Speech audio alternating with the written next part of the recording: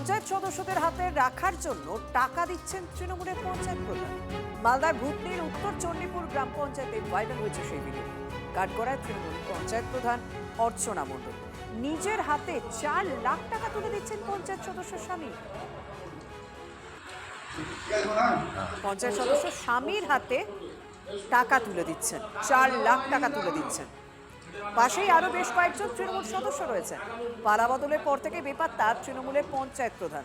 তার বিরুদ্ধে আবাসের নামে টাকা আত্মসাৎ, ত্রাণ দুর্নীতি সহ একাধিক অভিযোগ করেছে বিজেপি। আর অভিযোগ উঠতেই বেপাত্তা তৃণমূলের পঞ্চায়েত প্রধান।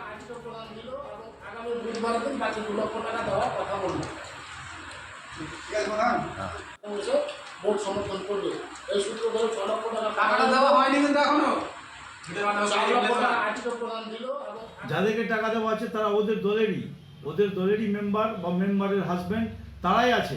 তাদেরকে টাকা দিয়ে একটা গ্রুপ তৈরি করা আছে যেন প্রধান আগামী দিনে টিকে থাকতে পারে, কিন্তু টাকা দিয়ে প্রধান টিকে থাকতে পারবে না। তার বিরুদ্ধে অভিযোগ আছে, তদন্ত চলছে।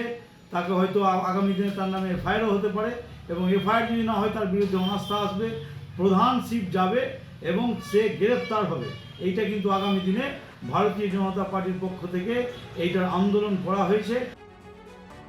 বিগত সরকারের যত তৃণমূলের প্রধান, পঞ্চায়েত সমিতি, জেলা পরিষদ চোর বসেছিল, অবৈধ কাজ করতো, কাজ না করে 2 ইঞ্চি 3 ইঞ্চি ঢালাই করে টাকা লুট পুরাদমে স্কিম আউট করে। সেই রকম উত্তর চব্বিশ প্রধানের উপরে বিজেপি বারবার সরেছে এবং বিধায়ক আমি নিজে সরব হয়েছি যে ওইখানে বন্যার সময় বিগত 24-25-এর যে বন্যা হয়েছিল সেখানে অবৈধভাবে নৌকার বিল, খিচুড়ির বিল, অবৈধ রাস্তার বিল তোলা হয়েছে।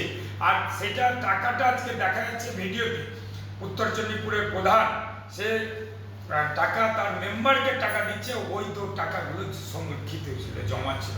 যারা কামাই করেছে, জনগণকে ধোকা দিয়েছে, তারা কেউ রেহাই পাবে।